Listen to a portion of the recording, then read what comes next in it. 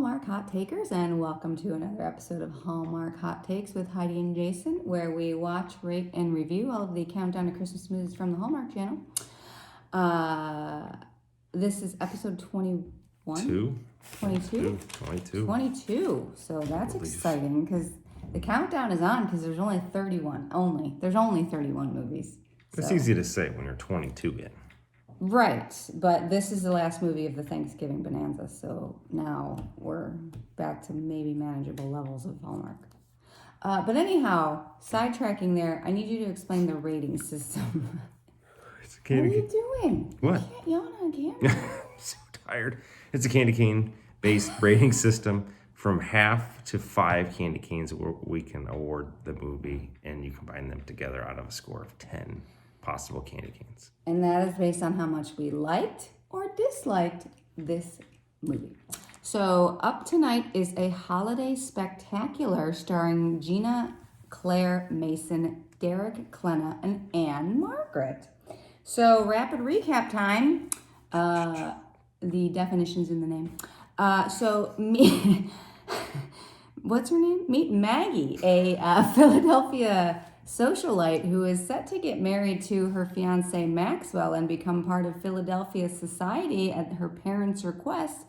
But we find out that Maggie is also a dancer and she takes some dancing lessons. And one day on a whim, she goes with her friend to try out for the Rockettes, thinking there's no way they're going to make it. Well, what do you know? Maggie does get chosen to star in the Rockettes' Christmas holiday spectacular show.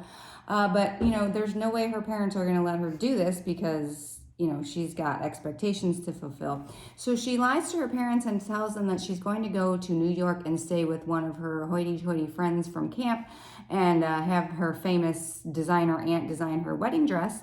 And she's going to do the show. So her parents let her go. And Maggie keeps making up reasons for why she wants to stay longer. She's meeting with a bunch of New York socialites and blah, blah, blah. And Maggie begins doing the show. And she meets all of these wonderful cast members like Kitty and Sophia and Janet. And she gets along so famously with all of the girls. And then she meets John, who is a Navy man and grocer's son, who wants to get into NYU's photojournalism school, but doesn't tell his parents because his father wants him to take over the store. So both of them are kind of, fighting their parents' expectations for them. Well, Maggie does not tell John that she's engaged to be married, but she does tell him that they can only ever be friends, and he's okay with that, but, they clearly like each other. They spend some time together, and this all comes to a head when they both, Maggie convinces him that he needs to tell his parents what he wants to do when he gets out of the Navy, and then Maggie and her friends convince her that she needs to tell her parents what she's been doing, and she does at this family brunch, and Dad goes ballistic and they walk out on her, and she breaks up with Maxwell and gives him his ring back and says, this is where I'm meant to be. I'm going to do another season and I'm going to make it in New York. And John tells his family it also does not go well, but him and his parents work through when they see how much talent he has. And the last show happens, and Maggie's mom actually comes back to see her, hoping to convince her to come home. But she's so enamored with what Maggie has done and how proud she is of her that she gives her a big hug and promises that she'll get her dad to come around too, and she should live her dream in New York. And then she sees John, and they make up after a big fight, and they kiss on stage at Radio City Music Hall. And then we flash forward to Maggie telling her granddaughter this story, and her and John are still together, and they kiss again on the stage of the Radio City Music Hall, and that is a holiday spectacular. Wow. That was a lot. That was a spectacular review. Recap, I feel very fast recap. Was I talking too fast? You did a wonderful job. Well, hey, when it's called, it ain't called the rapid recap for nothing. Right. It's not like the it's slow. Not the really slow recap. Right. All right. Let's do previews. Or not previews. No. Reviews. Reviews. Yeah, We'll do previews. Then we'll do previews. All right. Let's review this bad boy. Where are we going? Likes, dislikes. Likes? Okay. I loved all the costumes and the set pieces. Okay. So I guess what I did leave off of the rapid recap is this all takes place in the early 1960s. So at the beginning of the movie, what's her name? Maggie, played by Ann Margaret, is a grandma telling her granddaughter this story. And so they had all the costumes and the set pieces from the early 60s, and I really enjoyed that. Yes, I like that too. I liked I don't remember the name of the den mother at the house where all the girls stayed. But when John was hanging around. That wasn't Rose? Was it Rose? Yeah. Okay. So when John was hanging around, they knew that he was a Navy guy, and she kept telling him there's no ships on West 52nd. Like, hit the bricks. I thought that was pretty fun. I love the street violinist when they danced. I just really liked him. He was it was amazing. I loved it. All right. They had a Christmas tree decorating scene where John and his cousin bring the girls a tree into the boarding house. And I loved it because it was so old-timey and big old lights, and just, it was perfect. They had to bribe them their way in, though. They did, with corned beef sandwich. Because no men were Because Rose says no men in the boarding house unless you bring up food, apparently. Right, So it's a delivery. I feel good about that. I loved the reference to Freddie Einsford Hill from My Fair Lady, because John keeps hanging out on the street at the boarding house hoping to catch Maggie, and I thought that was pretty funny. I liked John and his dad when they had their fight about him leaving the grocer business. He wasn't happy. He was not happy, but I felt like it was a realistic reaction. She returned Maxwell's ring. Always classy to do that. I loved Alice.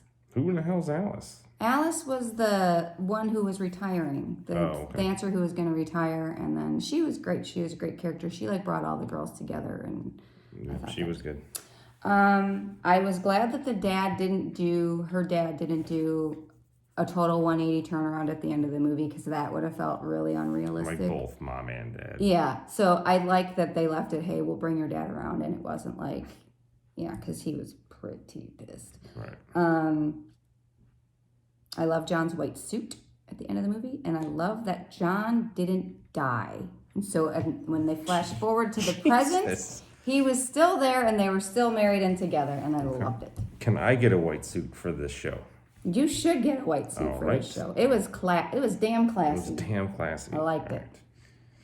I liked all the dual dream stories. They both were trying to go after their dreams. That's good. Like, one girl was from Cleveland. She was Janet. She was kind of. They tried to bill her as the villain, but she really wasn't. Right. But what they tried to do with her is she were trying to show how tight knit all the Rockettes were, and their dancing was phenomenal. By the way, the Rockettes were great. Yeah. And so she came in and she's like, I don't need anybody, and I'm from Cleveland, and I'm not here to make friends. But at the end, they said, you're gonna like us whether you like it or not. And people from Cleveland are pretty tough. They are. Right. School of Hard Knocks. I like the Rockette guy, the guy who the choreographer. Choreographer, yes, yeah. I thought he was great, and I also liked how she burned the whole thing down at one point at the lunch. She had an old fashioned light on the ice. Yeah. And then just proceeded to. A couple of shots of straight bourbon. Just burn it down. Yep. I mean, she told her parents and broke off her engagement in one lunch. But lady. Fortune favors the bold, as they say. Yeah, that's all. That was my likes. Okay. What were your dislikes? Ooh, the lies. There's a lot of lies in this one. I don't like the lies. That didn't bother me. There was a reason for it. I mean, I thought the whole thing was really confusing. There was no way this was going to end. It was so dumb. Well, she only planned on doing it for the one season, and then she was going to go live her life. But what's the season? So the season ends on Christmas Eve. That's their last show. Okay, I get that. But it's Thanksgiving through Christmas Eve, so it's a month. So she has to plan out so she's going to be there for a month, and her whole cover story is that she's going to go meet with some lady for a wedding dress, and then just continues to try to string it along. Yeah. She did a good job. She convinced her parents she was meeting with socialites and lies. I liked it.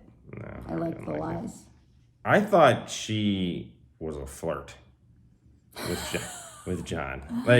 She's supposed to be engaged. We can only ever be friends. Oh yeah, and they're arm in arm. And it was a little bit much. And she's engaged too. Like, I thought she was a tease. Wow. This is not good. Not good. Wow. Not a good look. And then, so this one, literally, how many times, like, they literally ran into each other like 70 times. Yeah, I had that too. But they have way too many random meetups. Like, I agree with that. In the beginning, it's the 1 o'clock in the morning bird, just so you're all aware. Yeah, they had way too many random meetups. I agree with that. I didn't like that. Is that it? Yeah. Okay. My dislike is Janet. So I didn't like Janet in the beginning because she was a real bitch. And you also didn't. But I didn't like that she was from Cleveland and a bitch. Like, I don't like that. Cleveland people aren't like that. But she came around, so it was fine. Okay. They go to the department store and she wants to buy this pin, but it's a little too much for her. And John is there. And of course, at the end of the movie, he buys her the pin. And didn't see that coming. I wrote down, he's going to buy the pin. And I just hate that because they just do it so much. I thought Maxwell was a little bit too comedically douchey. Like, I don't know. He was cool about the breakup. Right. But I thought they just made him a little bit too Philadelphia reach. Philadelphia reach.